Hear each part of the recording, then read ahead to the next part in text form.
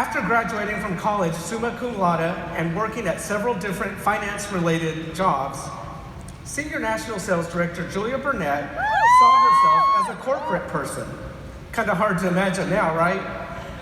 A friend introduced her to the Mary Kay opportunity, and slowly she began to see that a Mary Kay business could be a more direct path to her dreams. So in 2002, Julia became an independent beauty consultant, and then she debuted as a sales director just 8 months later. And as a sales director, she had many successes. She was a 2-time double star and Court of Personal Sales Achiever. She made 10 appearances in the unit circles. She earned 2 top sales director trips. And Julia's highest monthly check so far is over $34,000 in 1 month. And in her Mary Kay career, Julia has earned over $2 million in commissions. Julia debuted as a national sales director out of the Pamela Waldrop Shaw area in 2012, and since that time, she's achieved Diamond Circle status 6 times. She's proud to have Leah Laughlin debut as a national sales director from her own area. Julia is often described as analytical, energetic, strategic, and spirited. Ladies and gentlemen, let's get ready to meet Senior National Sales Director Julia Burnett.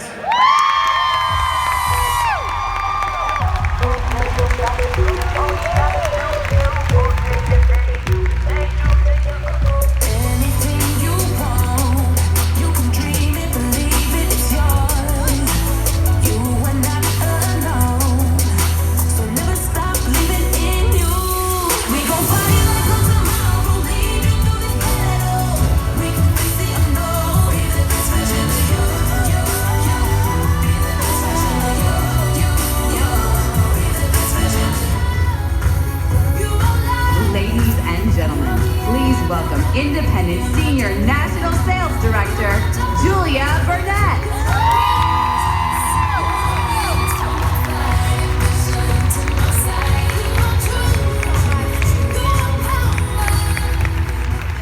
I believe my future is bigger and even better than my past, and that the rest of my life will be the best of my life. And that's what I say to myself every morning, including this one. It's gonna be a great morning. Welcome to Dallas Diamond Seminar. I am humbled to stand in the shoes of the giants who have gone before me. I have lived this moment 1,000 times in my mind, and let God have the glory for this honor. To my area, how can I ever say thank you? You reflect a direct answer to a consistent 15-year prayer of, Lord, bring me women who are excellent or who want to be excellent. Bring me women who love you or who want to love you. Woman per woman, you are uncommon, and I consider it one of the greatest honors of my life to represent you here. Thank you, and to the Laughlin National area for putting me in this position. I love you so much. I want to thank Pamela Shaw, my senior national, who paved the way and challenged me to live a life of intention. Pam, your faith challenged me to crave more, to dream bigger, and to access all of what God had in store for my life through this opportunity. I am very aware that it was an act of divine grace to plant me in the fertile soil of the Shaw area, and I am so proud to be a part of your legacy, and I love you, Pam. And to Seth, I have learned so much from you about being brave, about leading well and doing the hard thing. You have the courage of William Wallace and a mind of brilliance. Thank you for being my sounding board and my wise sage. And to Ryan, just born 1 month apart, we both stand in a seat of influence, able to influence different parts of your grandmother's company. You more than me, but I just want to publicly say thank you for your involvement to ensure that your grandmother's dream continues to impact our generation and our daughter's generation. You don't have to suit up and show up every day, but you choose to anyway, and that's an admirable quality and a great encouragement to the sales force. So thank you, Ryan.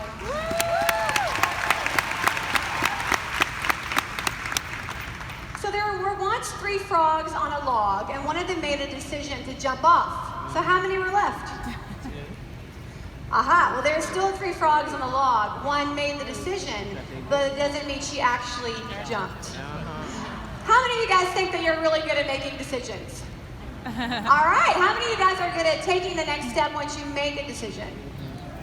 Well, think about that for a moment. You know, early on in my Mary Kay journey, I had what I would call a critical conversation. You know, a critical conversation is one where you remember where you're sitting and you remember what you're wearing. And it was the very first season in my Mary Kay journey where it got hard. And suddenly my Mary Kay wasn't very fun anymore. And I found myself at a crossroads thinking, you know, do I really want to do this? So at the age of 24, I did what I'd always done up to that point in my life. I called my mom. Now my mama, she loves me more than anybody on the whole planet, but I also knew that she would agree with me no matter what I said. So me and my mom together as a unit, we decided, you know, I really ought to put this Mary Kay thing on hold for a few years, you know, till I have kids. Because, you know, everything's easier once you have kids, right? Okay, kids are totally worth it, right? But nonetheless, it's just different. So I called my director and I let her know that I was going to put Mary Kay on the back burner. You know, your director knows that back burner is code for quitting, right? So I will say though, at least I told her I didn't play hide and seek. And to this day, I can't tell you what she said to me, but all I remember is by the time I got off the phone, I was completely like, I'm gonna be a sales director. No, of course my mom, that's what you should call your director. Of course my mom is my #1 fan, you know, and with the gift of time, my mom always said, boy, I'm glad you didn't listen to me. But sometimes I think about the day, you guys, that I almost quit. The day that my fragile dream ran aground at the tiniest bit of adversity. And then the domino effect that would have completely changed my life and about 3,000 of you guys had I followed through with it. I've thought a lot about it and I've come to realize that continual second guessing your decisions and bebopping around in your mind, it uses up so much mental energy that we overlook the power and the impact that our lives can have when we make one decision with a decided heart. And then we manage that one decision with the baby choices that follow in light of the fact that we already committed to something. You know what? If the option to quit is off the table, then you tackle obstacles with a totally different mindset. And in the face of a setback, the committed heart will search for a solution, but the undecided heart searches for an escape. That's right. And years ago, I read a book with the idea that you prayerfully make a decision, and then you make it the right decision. Has this scenario ever played out on a Saturday night in your house? Where do you want to eat? I don't know. Where do you want to eat? I don't know. Where do you want to eat? Someone make a decision. And then you go somewhere and there's terrible food and bad service and you're like, I knew we should have gone somewhere else, right? This is like that's called second guessing. Can we just start practicing being women who can make decisions, even small baby decisions, and then deciding that we're going to make them the right decision, okay? Because the fact is, when we can make a decision and make a choice and stick with it, then we are attracted to self-assured people. It's called self-assurance. You know, it's actually one of my very favorite things about my husband is his confidence. Like, he thoughtfully makes a decision with the best info he has at the time, and then he simply moves on. Doesn't spend any energy second-guessing himself. And you know what? When you operate that way, it actually frees you up to put your mental energy on what? Where you're going and on your next step. Because your only other option is to live in the mental turmoil of vacillation, back and forth, which is exhausting. Indecision will be the killer of your future. Why? Because an undecided heart emasculates the action that you take. You'll be in motion towards your dream, and then boom, at the first obstacle that makes you uncomfortable, we start taking a survey of what other people think we should do. You keep going and get another obstacle, boom! We start inviting conversations internally and externally. What if? What if I don't get any bookings? What if I'm not cut out for this? Is this really worth it? What if I try and don't make it? What if I can't maintain it? And then we continue timidly through the motions, and then the doubt cuts off any abundance, and you become a box checker with no real progress, which then causes you to further spiral. Guys, I know this because I've lived it. 10 years ago, I had a confidence crash, and I subconsciously took a 7-month hiatus from booking. I mean, it wasn't like I decided, now I'm stopping booking, but I just stopped booking. Wow. Not on purpose, but I went to this really dark place of limiting beliefs, and making one phone call felt like climbing out of the Grand Canyon. Anyone? Yeah. Anyone ever been that way? I finally made the one call and she told me no. and it hurled me down into this downward spiral that was actually so low that it was the low that jolted me to wake up from my subconscious blur, recognizing the ridiculousness of it. I was a future executive Cadillac sales director, and I got really mad at myself for allowing it to get so low in the valley of despair, and for the time I had wasted, realizing that for months I had simply been a box checker at best, moving backwards at worst. You know, your dreams don't have time for that. What is indecision costing you? You know, when you open yourself up to doubt, you activate the wrong power. And the book of James says, when you ask, you must believe and not doubt, because the one who doubts is like a wave of the sea blown and tossed by the wind. Such a person is double-minded and unstable in all they do. We have not because we ask not, and we ask not because we're not all in. 10 minutes of despair will impair you for 10 hours. And we start obsessively problem solving. Well, what else could I do? What other options do I have? Was this whole Mary Kay thing just a Mary Kay car wash, shining me up and prepping me for something else? Millennials, you need to know we have a name for that. It's called the shiny penny syndrome. And it doesn't even look good on paper, because the reality is the vices that plague you here will follow you there, wherever you go, until you're willing to face the hard thing. You know, I thank God that he planted me in just about the safest place for a woman to fall down. Really, and stand back up again. That's right. Now let's be clear. I'm definitely not talking to all of you. We've got some new people in the audience who are like, whoa, this is intense. I'm really only talking to those of you right now who you know I'm talking to. Like, you already know who you are. Like, you know I'm talking to you. You know you're called to greater things through the vehicle of this company, whatever that means to you. And for whatever reason, you've been resisting it. You know, when did we start believing that God wants to send us to safe places to do easy things? That one decision years ago to keep going, even when it felt hard, it ended up influencing everything about my life, including my 3 kids who hadn't been born yet. I line my 3 kids, my 5, my 8, my 12-year-old up every morning, and they repeat after me, I can do hard things. I can do hard things. I am blessed and highly favored. I am blessed and highly favored. I am a leader. I am a leader. I do more than I'm asked. I do more than I'm asked. I leave places better than I found it. I leave places better than I found it. And I am confident, courageous, and I make friends easily. I'm confident, courageous, and I make friends easily. That's right. And you know what? In the mind of a child, that kind of self-talk will change your life. It already has. And I see the fruit of the next generation benefiting from the decisions of the mom in a previous tough season. You know, it's going to be a struggle to maintain a decided heart. Otherwise, what you're struggling for really isn't worth the struggle in the first place, right? If that even makes sense. Like, we don't remember the things that came easy. We remember the things that came hard. That's right. The things that we had to fight for. You are one decision away from a totally different life.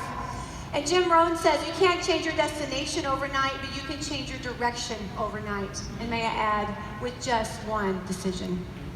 It's never too late to be who you might have been. You know, I think we want God to change our circumstances without us having to change at all, you know? And some people will say, well, I'm waiting on God. Well, you know what? Maybe God's waiting on you. Wow.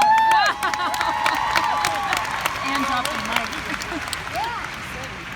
Waiting on you to make a decision, to step into what you know he's been asking you to do. You know, I think it's called obedience. You know, when you're committed, though, you got to launch out and be bold as if it's already done. You know, I think a little crazy goes a long way. Frankly, I think people want to follow a leader who's going somewhere. Like, why would someone want to join your team if you're on your way out? Why would a consultant be moved to action if her director is like wishy-washy about the finish, right? I mean, Jody Franklin, a consultant in my unit, finished the Princess Court of Sales with $1 zillion to go because she boldly shared with her customers, I don't know how it's going to happen, but I'm going for it. She was decided, and they came out of the woodwork to support her. And not only did she hit it, but Jody went beyond it because she was decided. You see, decide has a suffix side, as in pesticide or genocide, meaning to kill off all other options. NSC Emeritus Ann Newberry once had a hole dug in her offspring director's backyard for a pool that her offspring director's Mary Kay money would eventually build. Now that's a coach that I want to play for. That is commitment.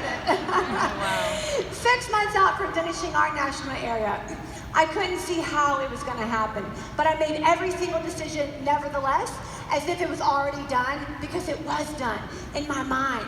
I bought 7 plane tickets for my family to be on stage in Dallas. I bought the dress that my little girl would wear on stage. And I asked my sales directors to buy a $100 pair of shoes for a debut before all the pieces were even in place.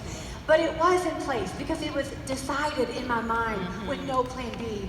You know, when Hernando Cortez landed in South America, he told the men to burn the boats because there's no going back. And there are times when you know enough is enough, and it's time to call the hand and make a defining decision that from this point on, you're different. You burn the ship name ingratitude. You burn the ship name entitled. You burn the ship name apathy. And that doesn't mean you don't reflect and learn from the past or prayerfully plan for the future, but you don't live in either one. You won't find God fixated on your past mistakes, your past forgivings, your past failures. His name is not I was, his name is I am.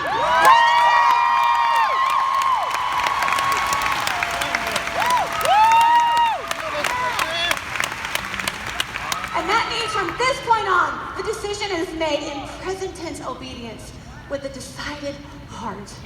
And it will be up to you to manage that one decision, and you make it the right decision. What decision do you need to make? And when was the last time you made a defining decision? If it involved buying a starter kit or going through DIQ, then me and you both know, girlfriend, I think it's time. I want to leave you with a poem by Rudyard Kipling called If. And I want you to hang with me on every word. I want you to digest what this poem means. And later I want you to look it up and see what this poem means. Because as a woman who has walked the mile, as a leader who has lived it, this poem summarizes my desire for each of you. If you can keep your head when all about you are losing theirs and blaming it on you. If you can trust yourself when all men doubt you, but make allowance for their doubting too. If you can wait and not be tired by waiting or being lied about, don't deal in lies. Or being hated, don't give way to hating. And yet don't look too good nor talk too wise. If you can dream and not make dreams your master. If you can think and not make thoughts your aim. If you can meet with both triumph and disasters and treat those two imposters just the same. If you can bear to hear the truth you've spoken, twisted by knaves to make a trap for fools. Or watch the things you gave your life to broken and stoop and build them up with worn out tools. If you can make one heap of all your winnings and risk it on one turn of pitch and toss and lose and start again at your beginning and never breathe a word about the loss. If you can force your heart and your nerve and your sinew to serve your turn long after they're gone. And so hold on when there is nothing in you except the will which says to them, hold on. If you can talk with crowds and keep your virtue, or walk with kings nor lose the common touch. If neither foes nor loving friends can hurt you, if all men count with you but none too much. If you can fill the unforgiving minute with 60 seconds worth of distance run, then yours is the earth and everything that's in it, and which is more, you'll be a man, my son. Wow. Woo! Woo!